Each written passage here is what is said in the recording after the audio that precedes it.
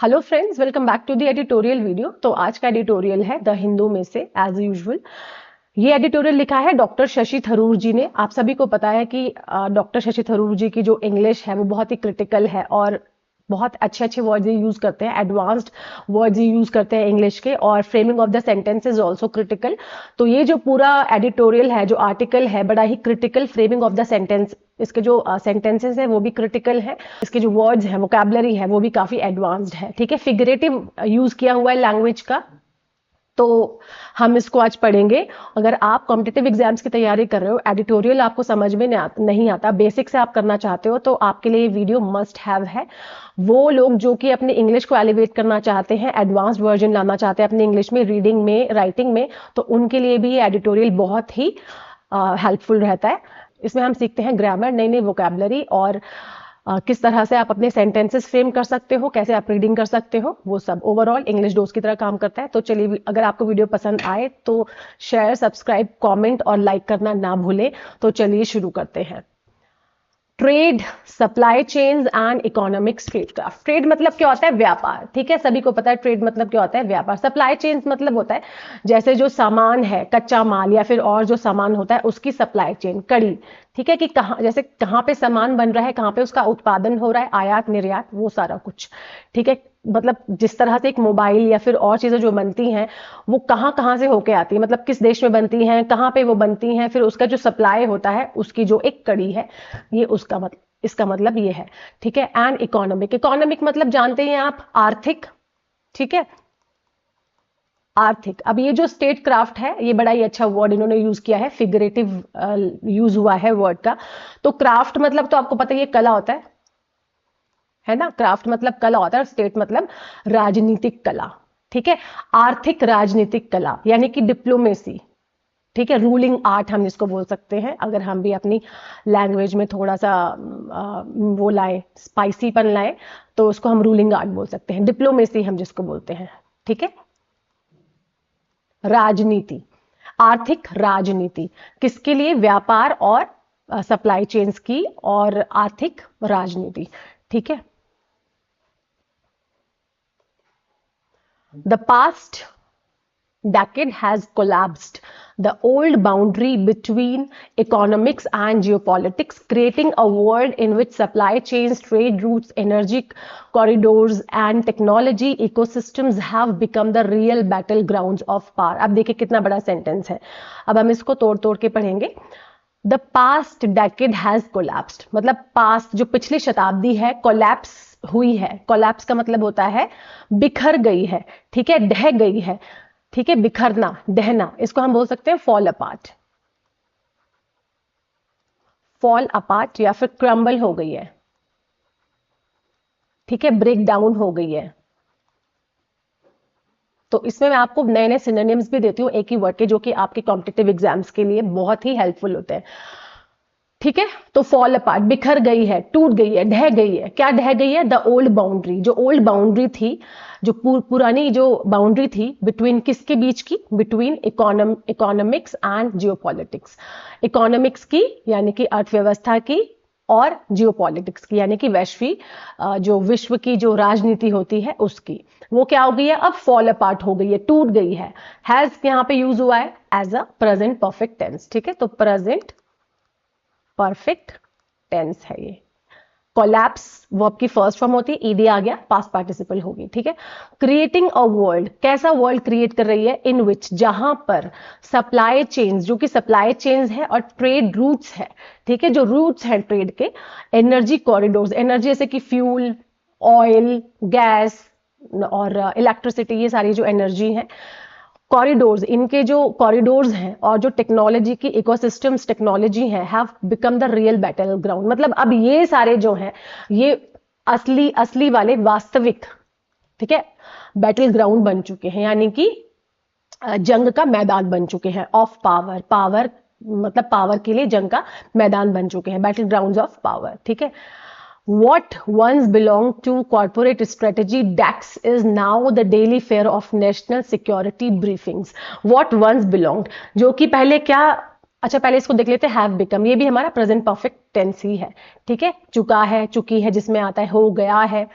ठीक है, what once belong to corporate strategy decks is now the daily fare of national security briefings. What once, जो कि यहाँ पे वॉट का एज अ कनेक्टर यूज हुआ है, ठीक है, वॉट यानी कि जो, ठीक है, जो पहले क्या था, वंस पहले क्या था, बिलोंग करता था, ईडी आ गया तो था हो गया, किससे बिलोंग करता था, कॉर्पोरेट स्ट्रेटेजी से, यानी कि बिजनेस स्ट्रेटेजी से, बिजनेस प्लान, ठीक है, कॉर्पोरेट स्ट्रेटेजी मतलब बिजनेस प्लान से, ठीक है, जो बिजनेस का जो प्लान होता है, कैलकुलेशन होती है, उससे, उस डेक्स मतलब यहां पे है प्लेटफॉर्म, ठीक है, ऐसे प्लेटफॉर्म से जो क्या करता था, बिलोंग करता था, उससे संबंधित था, बिलोंग यानी कि संबंधित था, इज नाउ अब क्या बन चुका है, एक daily fair, day to day life का जो रेगुलर पार्ट होता है डेली लाइफ का, उसका फेयर बन चुका है ऑफ नेशनल सिक्योरिटी, मतलब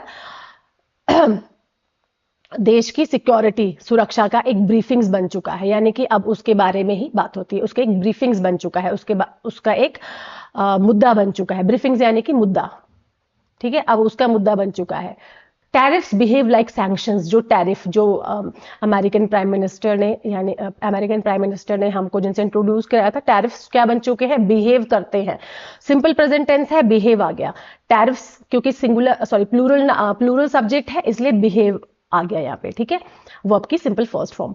लाइक सैंक्शंस, कैसे बिहेव करते हैं, कैसे शो रिप्रेजेंट करते हैं अपने आप को, जैसे सैंक्शंस हो, जैसे कि एक पेनल्टी हो, एक सजा हो, ठीक है, सैंक्शंस हम इसको बोल सकते हैं, पेनल्टी भी बोल सकते हो आप इसको, पनिशमेंट हम इसको बोल सकते हैं पेनल्टी, ठीक है, पेनल्टी की तरह ये काम करते हैं, ठीक है, एक प्रतिबंध, इसका हिंदी में पूरा अगर आप देखें तो उसका मतलब होता है, सैंक्शन का मतलब होता है प्रतिबंध की तरह काम करते हैं, ठीक है। और सेमीकंडक्टर अलायंसेस, अब सेमीकंडक्टर क्या होता है, सेमीकंडक्टर जो चिप्स वगैरह होती हैं जो मोबाइल में लैपटॉप्स में डलती हैं, ये जो अलायंसेस हैं, ये जो साझेदारी है, अब ये किसको दिखाती है, रिजेंबल मतलब दिखाना, शो करना, डिफेंस पैक्ट्स को, यानी कि सुरक्षा की जो समझौते हैं, ठीक है, पैक्ट्स मतलब होता है समझौते, इसको दिखाती है, यानी कि पूरी की पूरी जो वो है डिफेंस पैक्ट्स हैं और नेशनल सिक्योरिटीज हैं हर देश की, अब वो इन चीजों पे निर्भर है, यानी कि अर्थव्यवस्था से निर्भर है, अर्थव्यवस्था पे डिपेंड हो चुकी है और डे टू डे लाइफ में डिपेंड हो चुकी, डे टू डे लाइफ के ऊपर डिपेंड हो चुकी है, यानी कि जो आयात निर्यात, इंपोर्ट एक्सपोर्ट, ट्रेड होते थे, इन ये सब अब किसी और चीज में बदल गए, यानी कि डे टू डे लाइफ का डिस्कशन बन चुका है और नेशनल सिक्योरिटी का डिस्कशन बन चुका है। And the flow of critical minerals can tilt influence as decisively as troop deployments once did. और जो फ्लो है क्रिटिकल मिनरल्स का, क्रिटिकल मिनरल्स क्या होते हैं, जो कि बहुत रेयर मिनरल्स होते हैं, जो खनिज पदार्थ होते हैं, जिनको हम मॉडर्न टेक्नोलॉजी के लिए यूज करते हैं, ठीक है, जिनके बिना अब आपका काम नहीं चल सकता, जो रेयर मिनरल्स होते हैं, कैन टिल्ट मतलब होता है इंक्लाइन करना, झुकाव, किस तरह कहां पे प्रभाव डालता है ये, एज डिसिसिवली, देखिए कंपैरिजन हो रहा है, कंपैरेटिव डिग्री हम इसको बोलते हैं ग्रामर में, ठीक है, एज डिसिसिवली, इतना फॉर्मली, यहां पे डिसिसिवली का मतलब है इतना फॉर्मली और इतना स्ट्रिक्टली, जैसे कि पहले क्या होता था, इसका क्रिटिकल मिनरल्स का जो इन्फ्लुएंस है उसको ट्रूप डिप्लॉयमेंट्स के साथ इन्होंने कंपेयर किया हुआ है, ठीक है, ट्रूप डिप्लॉयमेंट्स यानी कि सोल्जर की जो तैनाती पहले होती थी वॉर के टाइम पे, वैसा ही बिहेव कर रहे हैं ये क्रिटिकल मिनरल्स का इन्फ्लुएंस, क्योंकि ये मॉडर्न टेक्नोलॉजी के लिए बहुत ही ज्यादा सब्सटेंशियल है, इंपॉर्टेंट है, सिग्निफिकेंट है, इसलिए वंस डिड, जो कि पहले होता था सोल्जर डिप्लॉयमेंट्स के लिए, यानी कि ट्रूप डिप्लॉयमेंट्स के लिए, सेना का जो डिप्लॉयमेंट्स होता था उसके लिए। इन दिस न्यू ऑर्डर, अब जो ये जो न्यू ट्रांसफॉर्मेशन हुआ है, न्यू ऑर्डर मतलब ये जो ट्रांसफॉर्मेशन हुआ है, ये जो चेंज आया है, परिवर्तन आया है, states compete not only with armies or ideologies but with regulatory regimes, infrastructure networks and the capacity to anchor global production. अब ये जो तब्दीली आई है, ये जो बदलाव हुआ है इन दिस न्यू ऑर्डर, इस न्यू ऑर्डर में स्टेट्स कॉम्पिट, अब मतलब जो देश हैं वो किस चीज में लड़ते हैं, कॉम्पिट मतलब लड़ना, ठीक है, फाइट करते हैं या फिर कॉम्पिटिशन देते हैं एक दूसरे को, कॉम्पिट ये वर्ब की, कॉम्पिटिशन की, जो कॉम्पिटिशन हमारा होता है नाउन और कॉम्पिट उसी वर्ड में से ली गई वर्ब है, ठीक है, कॉम्पिट, ठीक है, नॉट ओनली विद, अब ये नॉट ओनली बट ऑल्सो आ गया यहाँ पे, ठीक है, तो ये हमारा क्या है, कंजंक्शन की तरह यूज हुआ है, इतना ही नहीं बल्कि इतना भी, ठीक है, नॉट ओनली विद आर्मीज, सिर्फ आर्मीज के साथ ही नहीं ये कॉम्पिट करते हैं और आइडियोलॉजीज यानी कि नॉर्म्स के साथ, ठीक है, सिद्धांतों के साथ, हम जिसको बोलते हैं आइडियोलॉजीज मतलब सिद्धांत, और आर्मीज मतलब तो आपको पता ही है। बट विद रेगुलेटरी रिजीम्स, अब रेगुलेटरी रिजीम्स जो हैं, मतलब रूल्स और रेगुलेशंस के जो रिजीम्स हैं, नियमों और नियंत्रण की जो व्यवस्था है उसके साथ भी करते हैं। ठीक है, रेगुलेटरी रिजीम्स का मतलब क्या है? नियमों और नियंत्रण की व्यवस्था, नियमों और नियंत्रण की व्यवस्था। ठीक है, इसके साथ भी अब ये डील करते हैं, इसमें भी कॉम्पिट करते हैं। इंफ्रास्ट्रक्चर नेटवर्क, जो इंफ्रास्ट्रक्चर नेटवर्क है, जो कि आधारभूत, इंफ्रास्ट्रक्चर मतलब आधारभूत, जो मूल चीजें हैं, जो मूलभूत सुविधाएं हैं। ठीक है, इंफ्रास्ट्रक्चर मतलब मूलभूत, और आधारभूत जिसको हम फाउंडेशन आप जिसको बोल सकते हैं नेटवर्क से, जो नेटवर्क्स हैं, एंड द कैपेसिटी, और जो इनकी कैपेसिटी है, इनकी जो क्षमता है, टू एंकर ग्लोबल प्रोडक्शन, विश्वव्यापी जो प्रोडक्शन है उस पे भी ये चल रहा है। ठीक है, अब पूरा देख लेते हैं सेंटेंस को। इन दिस न्यू ऑर्डर, ये जो स्टेट्स कॉम्पिट नॉट ओनली, मतलब जो अब ये देश है सिर्फ ये आर्मीज और नॉर्म्स के भरोसे ही नहीं चलते, मतलब इस पे ही कॉम्पिट नहीं करते, बल्कि रेगुलेटरी रिजीम्स के साथ भी करते हैं, नियम और नियंत्रण की व्यवस्था के साथ भी करते हैं, और किसके साथ करते हैं? इंफ्रास्ट्रक्चर नेटवर्क्स के साथ भी करते हैं, एंड द कैपेसिटी, और किसमें कितनी क्षमता है जो कि ग्लोबल प्रोडक्शन को एंकर कर पाए, मतलब लीडरशिप कर पाए, नेतृत्व कर पाए जिसका। ठीक है, लीडरशिप कर पाए, नेतृत्व कर पाए उसका। The fusion of market, fusion यानी कि जो ब्लेंड है, जो मिक्सचर है मार्केट का, जो मर्जिंग है मार्केट के, एक दूसरे से जो मिलना जो मार्केट का होता है, मतलब ब्लेंड होता है जो मार्केट का। And statecraft is no longer a trend, it is the organising principle of 21st century politics. अब ये जो ब्लेंड है मार्केट का और स्टेट क्राफ्ट का, यानी कि राजनीति का, इज नो लॉन्गर, अब ये नहीं रह गया सिर्फ एक ट्रेंड। ठीक है, एक ट्रेंड ही नहीं रह गया ये, बल्कि क्या है? इट इज ऑर्गेनाइजिंग प्रिंसिपल, अब ये एक मूल आधार बन चुका है। ऑर्गेनाइजिंग प्रिंसिपल का मतलब होता है मूल आधार। ठीक है, या फिर एक मूल सिद्धांत बन चुका है, एक नॉर्म बन चुका है। ठीक है, नॉर्म लिख देते हैं। अच्छा, प्रिंसिपल आप देखिए, इसमें PLE है। ठीक है, इसको मैं बता देती हूँ आपको यहाँ पे, जैसे ये प्रिंसिपल है, इसको हम बोलते हैं नॉर्म। ठीक है, नॉर्म, सिद्धांत हम जिसको बोलते हैं हिंदी में। ठीक है, और एक प्रिंसिपल होता है ये जो हमारे स्कूल वाले प्रिंसिपल होते हैं उसमें PAL आता है, ये ध्यान रखना है आपको। ठीक है, और 21st सेंचुरी जियो पॉलिटिक्स, 21st सेंचुरी की जो जियो पॉलिटिक्स है उसका अब उसमें ये बदलाव आया है कि अब जो स्टेट क्राफ्ट है वो ट्रेंड, मतलब जो मार्केट और स्टेट क्राफ्ट का जो वो है मिक्सचर है, ब्लेंड है, वो अब एक ट्रेंड ही नहीं रहा है, बल्कि एक क्या है? एक मूलभूत आधार बन चुका है एक 21वीं शताब्दी के लिए जियो पॉलिटिक्स में। ठीक है, अब है हमारा ट्रेड एज स्ट्रेटेजिक लेवरेज। अब ट्रेड, अब व्यापार को आजकल आप देख रहे होंगे कि अब व्यापार मतलब जो व्यापार है, एक्सपोर्ट इंपोर्ट है, अब वो एक स्ट्रेटेजी की तरह, एक लेवरेज का मतलब होता है टू टेक एडवांटेज ऑफ। ठीक है, किसी चीज का एडवांटेज लेना, सॉरी टू है ये। ठीक है, टू टेक एडवांटेज ऑफ मतलब किसी चीज से बेनिफिट होना, मतलब किसी चीज का फायदा उठाना। हिंदी में आप बोलोगे फायदा उठाना, यूटिलाइज करना। ठीक है, टू यूटिलाइज। अब ये जो ट्रेड है, अब जो व्यापार है एज स्ट्रेटेजिक लेवरेज, अब इसको ऐसे प्लान किया गया है कि इससे फायदा हो। ठीक है, this shift has also exposed the fragility of the older globalisation consensus. ये जो शिफ्ट है, ये जो ट्रांसफॉर्मेशन है, ठीक है, ये जो एक चेंज है, हैज ऑल्सो एक्सपोज्ड, हैज आ गया, वर्ब थर्ड फॉर्म आ गई, प्रेजेंट परफेक्ट टेंस हो गया। ठीक है, द फ्रिजिलिटी, अच्छा फ्रिजिलिटी क्या है? यहाँ पे ये एज अ नाउन यूज हुआ है। ठीक है, इसका जो वर्ब फॉर्म होता है वो ये होता है FARGILE, और इसका मतलब होता है वीक होना। ठीक है, कमजोर। ठीक है, फ्रिजाइल मतलब वीक, कमजोर। और आप ये याद रखिए, जिसमें LITY आएगा लास्ट में, जिस भी वर्ड में, वो आपका नाउन है। TION नाउन है। ठीक है, और MENT सेंटेंस के लास्ट में आएगा तो वो भी नाउन है, जैसे कंपार्टमेंट, डिपार्टमेंट। ठीक है, एनकरेजमेंट, ठीक है, डिस्करेजमेंट, ये सारे नाउन होते हैं हमारे। जहां पे MENT लास्ट में आता है, ITY लास्ट में आता है, और TION लास्ट में आता है। जैसे ग्लोबलाइजेशन है, ये भी आपका नाउन है। ठीक है, प्रॉस्पेरिटी ये नाउन है आपका, इस तरह से कोऑपरेशन नाउन है। तो इस तरह से आप वर्ड्स को देख सकते हैं जब आपको पार्ट्स ऑफ स्पीच की जरूरत पड़ती है।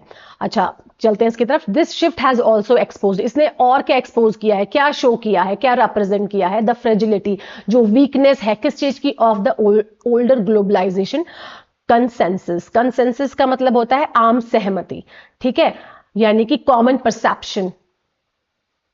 आम सहमति मैं लिख देती हूं यहां पे, आम सहमति या फिर कॉमन अग्रीमेंट, ठीक है।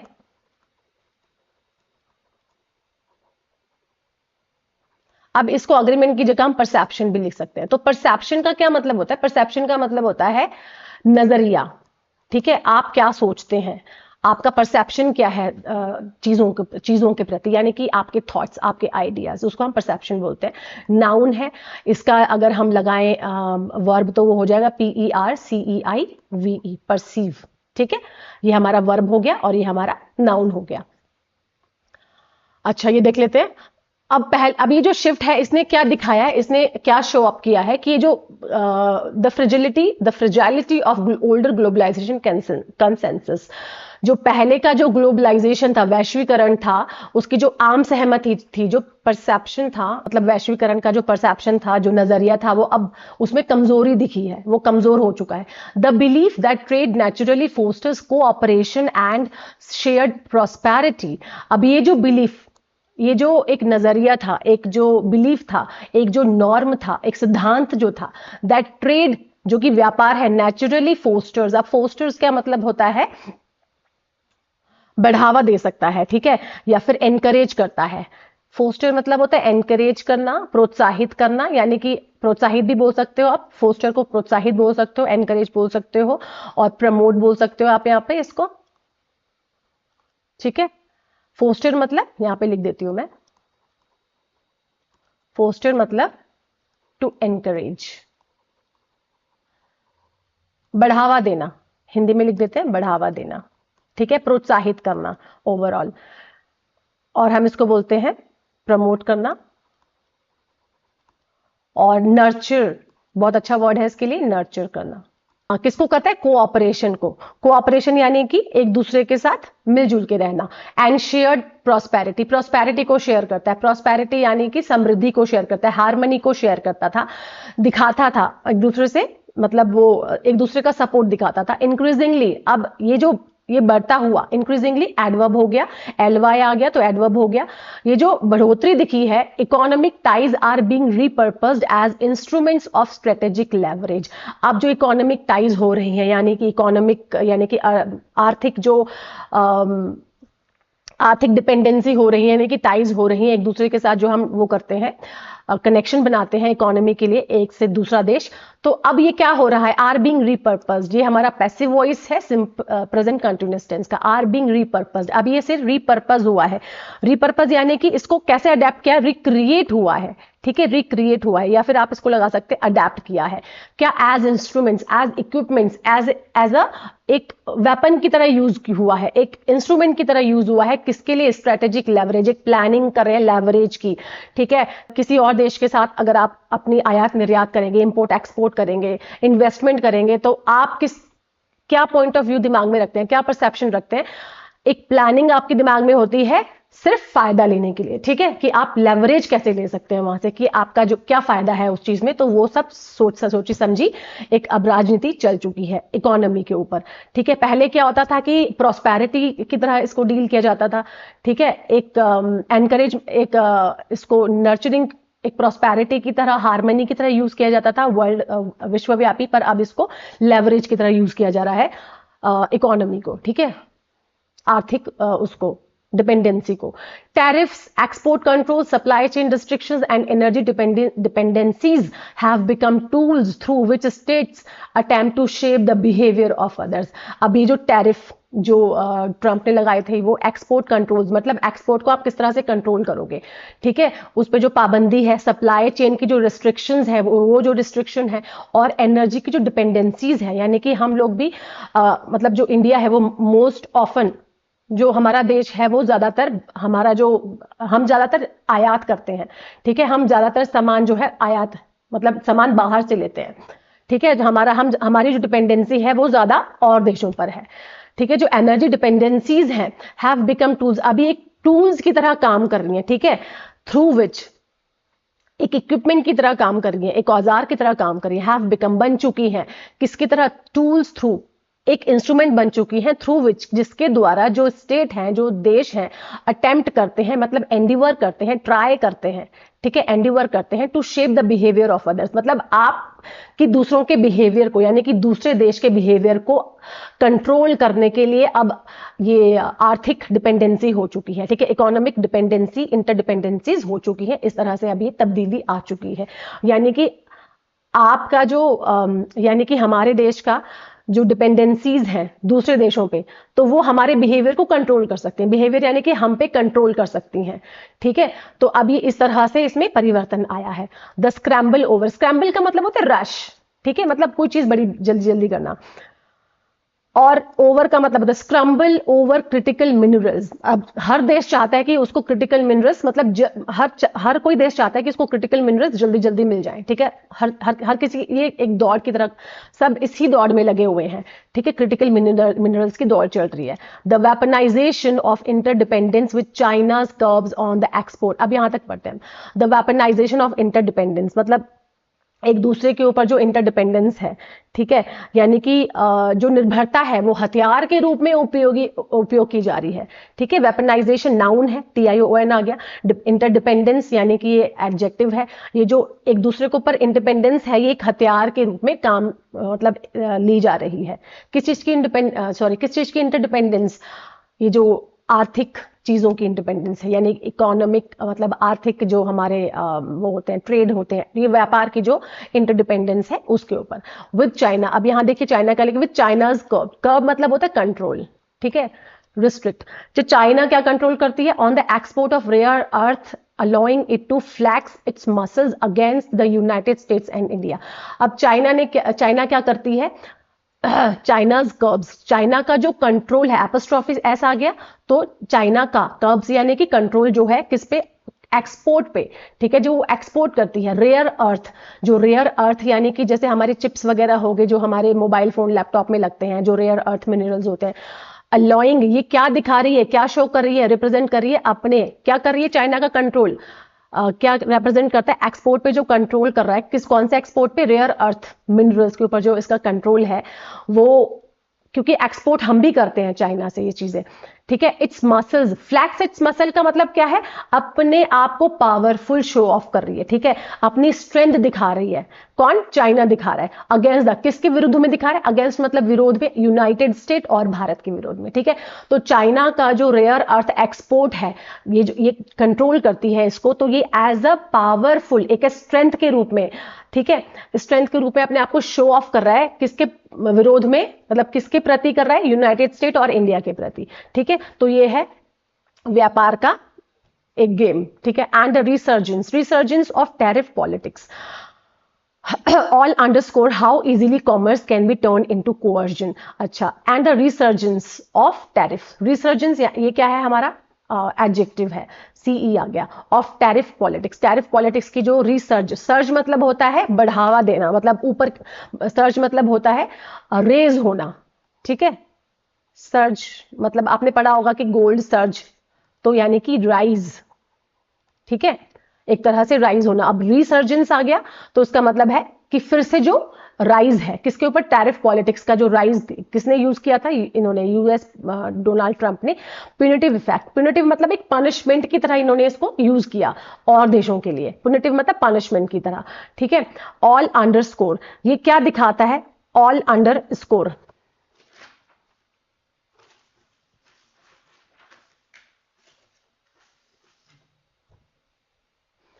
ऑल अंडरस्कोर, अंडरस्कोर का मतलब होता है रिप्रेजेंट करना। ठीक है, ये हाईलाइट करता है, ये क्या शो ऑफ करता है, अंडरस्कोर मतलब दिखाना, शो ऑफ करना, हाईलाइट करना।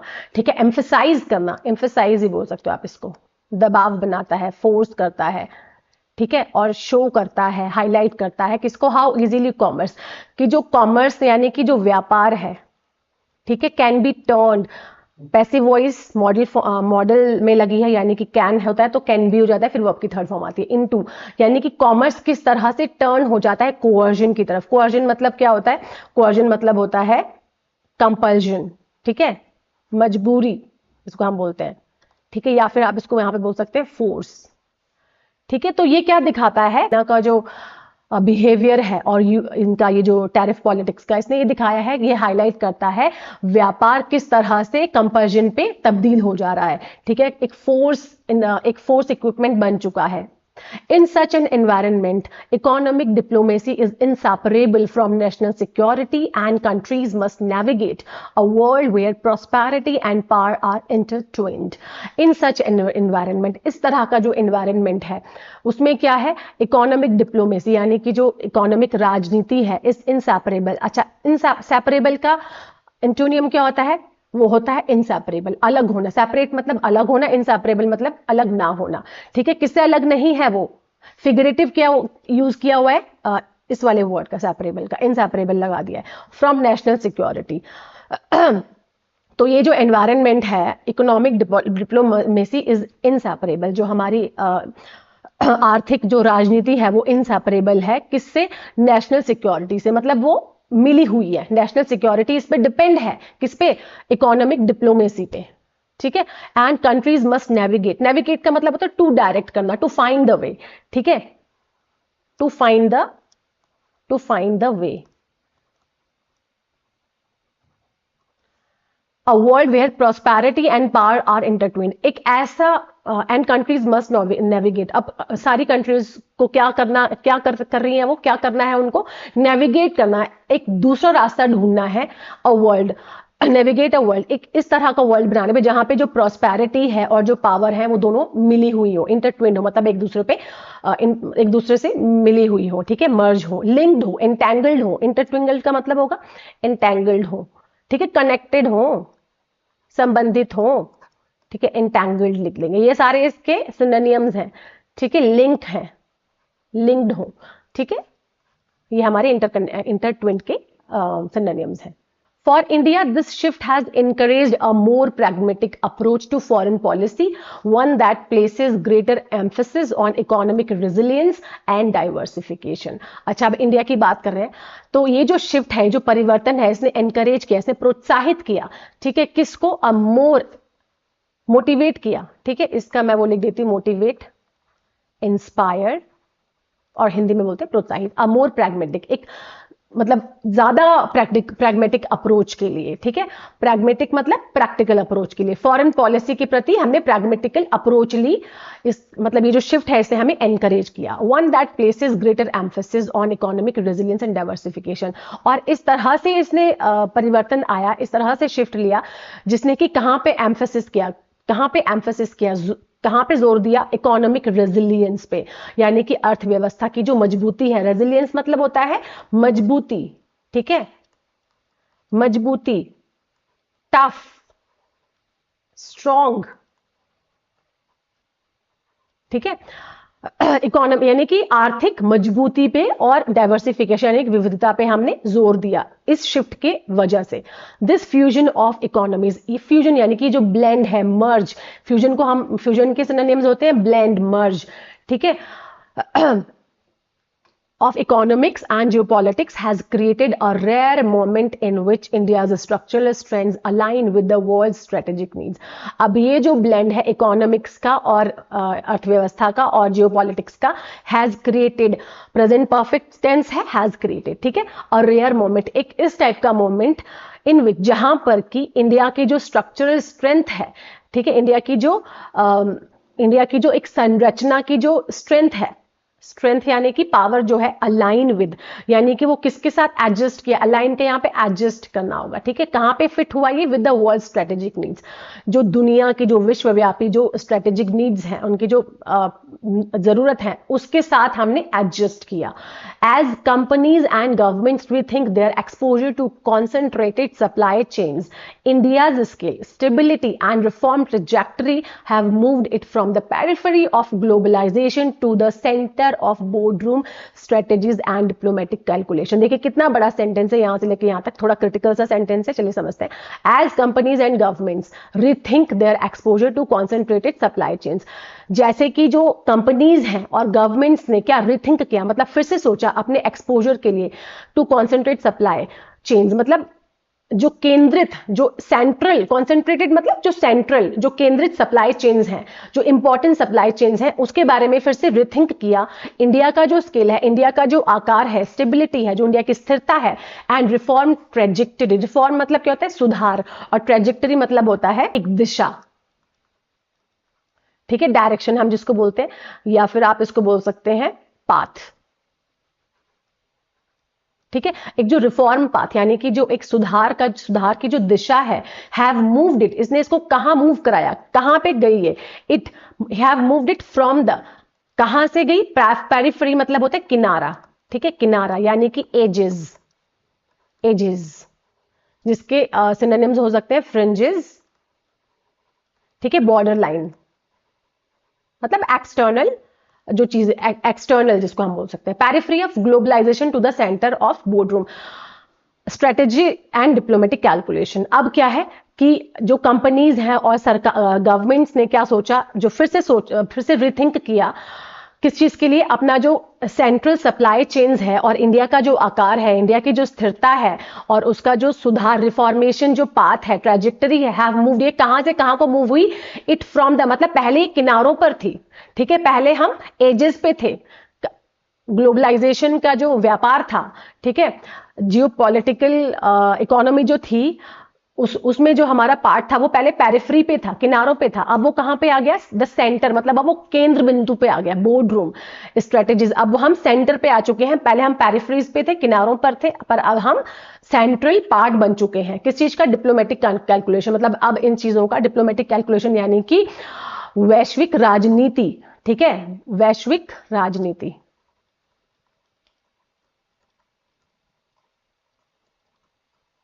ठीक है, periphery of globalization to centre of, अब इसके हम सेंट्रल पार्ट बन चुके हैं, ठीक है। इस तरह से हमने रिफॉर्मेशन लाया और हम पहले किनारों पे खड़े हुए थे, पहले हमारा कोई ऐसा इंपॉर्टेंट पार्ट नहीं था, पर अब हम बोर्ड रूम में आ गए, the centre of board room, यानी कि जो इंपॉर्टेंट पार्ट है, जो प्लानिंग की जो बोर्ड रूम है, जो प्लेटफॉर्म है, जो मेन प्लेटफॉर्म है, उसके सेंटर पे हम आ चुके हैं। अब a country once viewed in the West as a promising but difficult market is now seen as an, अब यहाँ पे एक बहुत ही डीपली एनालाइज किया है ऑथर ने कि हमारा जो शिफ्ट कैसे हुआ है, मतलब जो वॉलेटिलिटी, जो अनस्टेबिलिटी थी, एक इसकी अनस्टेबिलिटी थी जो वर्ल्ड की अर्थव्यवस्था के प्रति, इकोनॉमी के प्रति, ट्रेड फेयर के प्रति, अब वो हमारी क्या हो चुकी है, अब हमारी शिफ्ट हो चुकी है, क्योंकि हमने रिथिंक किया, हमने और स्ट्रेटेजीज बनाई है और हम पेरिफेरी से अब मेन प्लेटफॉर्म में आ चुके हैं, अब हम मेन रोल एक्ट कर रहे हैं। A country once viewed in the West as a promising, but अब ये इसका उल्टा, मतलब अब ये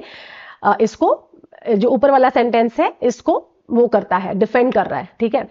एक ऐसी कंट्री जो पहले कैसी देखी जाती थी, वेस्ट में, पश्चिमी देशों में प्रॉमिसिंग तो देखी जाती थी, मतलब आप इसके साथ वो कर सकते हो, वादे तो कर सकते हो, बट डिफिकल्ट मार्केट, पर एक डिफिकल्ट मार्केट थी हमारी, is now seen, difficult market मतलब हम इतना ज्यादा उत्पादन नहीं करते थे, is now seen as an indispensable का मतलब क्या होता है, एसेंशियल, ठीक है, यहां पे एसेंशियल है, इसका मतलब नेसेसरी, ठीक है। अब कैसी मार्केट, नोड मतलब होता है गांठ, यानी कि एक जंक्शन हम जिसको बोल सकते हैं इंग्लिश में, ठीक है, एक पॉइंट, आज नोड मतलब यहां पे हो जाएगा एक पॉइंट। अब क्या है कि एक जो हमारी जो कंट्री थी वो पहले कैसे देखी जाती थी, क्या नजरिया था लोगों, मतलब वेस्ट का क्या परसेप्शन था हमारे लिए, एज ए प्रॉमिसिंग तो हम थे, पर हमारा जो मार्केट था वो डिफिकल्ट था, इज नाउ सीन, अब कैसे दिखाया जाता है हमारा मार्केट, अब कैसा है, इसेंशियल है, इसेंशियल जंक्शन हो चुका है इन अ डाइवर्सिफाइड ग्लोबल इकोनॉमी का, यानी कि जो विविध ग्लोबल इकोनॉमी है अब हम उसमें बहुत ही ज्यादा इंपॉर्टेंट रोल प्ले कर रहे हैं। लार्ज इनफ टू मैटर, इतना लार्ज की जो मैटर करने लायक हो, स्टेबल इनफ टू ट्रस्ट, इतना स्टेबल है कि जिसपे आप ट्रस्ट कर सकते हो, एंड ओपन इनफ, और इतना ओपन है, इतना फ्लेक्सिबल है, इतना डाइवर्सिफाई है जो कि इन्वेस्टमेंट को बड़े स्केल पे एब्जॉर्ब कर सकता है। इस तरह का अब इंडिया की इकोनॉमी अब हो चुकी है ऑथर के पॉइंट ऑफ व्यू से। 3 शिफ्ट्स अंडरपिन दिस न्यू पोजिशनिंग। अब 3 शिफ्ट हुई है इसमें जो कि अंडरपिन, जो कि इंपॉर्टेंट है ये जो न्यू पोजिशन हमारी है उसके लिए। फर्स्ट है इंडिया के जो डोमेस्टिक रिफॉर्म्स है, मतलब इंडिया का जो घरेलू सुधार हुआ है, उसमें जो रिफॉर्मेशन हुआ है वो जैसे कि डिजिटाइजेशन पे हुआ है, इंफ्रास्ट्रक्चर एक्सपेंशन हुआ है, बढ़ोतरी आई है उसमें। टारगेटेड डीरेगुलेशन यानी कि फ्लेक्सिबिलिटी हमने टारगेट करी है, हम फ्लेक्सिबिलिटी लाए हैं अपने इसमें मार्केट में। हैव लोअर ट्रांजैक्शन, अब इसने किस चीज को, lower transaction and improve predictability. अब इसने लेन देन की जो लागत है उसको लोअर किया है, और प्रिडिक्टेबिलिटी यानी कि जो आउटकम, फ्यूचर आउटकम है उसको इसने क्या किया है, इंप्रूव किया है। मेकिंग इट इजियर, और इसको इजियर बनाया है। यहां देखिए प्रेजेंट परफेक्ट टेंस है, और एक्सपेंड मतलब आप इजियर फॉर ग्लोबल फॉर्म्स। अब किसके लिए, to build long term capacity, मतलब जो ग्लोबल फॉर्म्स हैं, जो बाहर की जो फॉर्म्स हैं वो हमारे यहाँ पे आके अच्छे से बिजनेस कर सकती हैं और एक अपनी कैपेसिटी को बढ़ा सकती हैं। इस तरह से हमारा जो मार्केट है वो शिफ्ट हुआ है इकोनॉमी का। सेकंड क्या है, द जियो पॉलिटिकल रिकैलिब्रेशन मतलब होता है एडजस्ट करना, ठीक है, और रिकैलिब्रेशन मतलब होगा रीएडजस्ट करना। तो दूसरा क्या है, the geopolitical recalibration around China has created structural demand for alternative production ecosystems and India is one of the few economies with the labour force, political stability and market depth to meet that demand. Geopolitical मतलब भू वैश्वीकरण हुआ है, उसका readjustment हुआ है around China के around has created, क्या क्रिएट किया है इसने, एक स्ट्रक्चरल डिमांड क्रिएट की है फॉर अल्टरनेटिव प्रोडक्शन इकोसिस्टम। किसके लिए, अल्टरनेटिव मतलब दूसरे प्रोडक्शन इकोसिस्टम्स के लिए। और जो इंडिया है, India is one of the few economy, India इस तरह की इकोनॉमीज है, one of the few economies. अच्छा, एक ये जो स्ट्रक्चर होता है ना, वन ऑफ माई फ्रेंड, ऐसे नहीं बोलते, वन ऑफ माई फ्रेंड्स बोलते हैं। यानी कि आप अगर वन लगा रहे हो और ऑफ द लगा रहे हो तो आपने यहाँ पे ES और S लगाना है, यानी कि प्लूरल फॉर्म लगानी है। जैसे हम बोलते हैं ना, one of my friends, one of my colleagues, तो वन ऑफ माई कलीग नहीं बोलना, वन ऑफ माई कलीग्स बोलना है। जैसे कि one of the few economies with the labour force. अच्छा, लेबर फोर्स क्यों है हमारे पास ज्यादा, क्योंकि हमारी पॉपुलेशन अच्छी है, तो इंडिया इतनी ज्यादा कैपेबल है कि हम उस इकोनॉमी है जहां पे हमें लेबर फोर्स प्रोवाइड करा सकते हैं, पॉलिटिकल स्टेबिलिटी प्रोवाइड कराते हैं और मार्केट को डेप्थ देते हैं टू मीट दैट डिमांड, उस डिमांड को मीट करने के लिए। थर्ड जो है, इंडिया की ओन स्ट्रेटेजिक इमेजिनेशन, मतलब हम अपनी और प्लानिंग इमेजिन करी है, हैज एक्सपेंडेड, ये भी ब्रॉडन हुई है और बड़ी है। It now sees trade agreements, अब ये क्या देख रही है, अब हम क्या कर रहे हैं, ट्रेड अग्रीमेंट्स कर रहे हैं, टेक्नोलॉजी पार्टनरशिप्स कर रहे हैं, सप्लाई चेन हमारी डिप्लोमेसी, यानी कि ये हमारा चल रहा है अब नॉट एज पेरिफेरल। अब हम पेरिफेरली नहीं कर रहे हैं, एक्सटर्नल नहीं कर रहे हैं, बल्कि एक टू नेशनल स्ट्रेटेजी, बट एक स्ट्रेटेजी की तरह कर रहे हैं, मतलब एक महत्वपूर्ण भूमिका निभा रहे हैं as central instrument of statecraft. एक ऐसा कर रहे हैं जैसे कि एज सेंट्रल इंस्ट्रूमेंट, यानी कि एक सेंट्रल इक्विपमेंट की तरह ऑफ स्टेटक्राफ्ट, यानी कि राजनीति को अच्छे से, मतलब इन सब चीजों को हम अच्छे से निभा रहे हैं। ठीक है, तो ओवरऑल ये था हमारा एडिटोरियल। अगर आपको एडिटोरियल पसंद आया, एक्सप्लेनेशन पसंद आई, वीडियो को लाइक जरूर कीजिएगा और अपने फीडबैक जरूर शेयर कीजिए। आप किस तरह की वीडियो देखना चाहते हैं और किस तरह का इसमें शिफ्ट देखना चाहते हैं मेरी वीडियोस में, मैं उस पर जरूर काम करूंगी। Thanks for watching.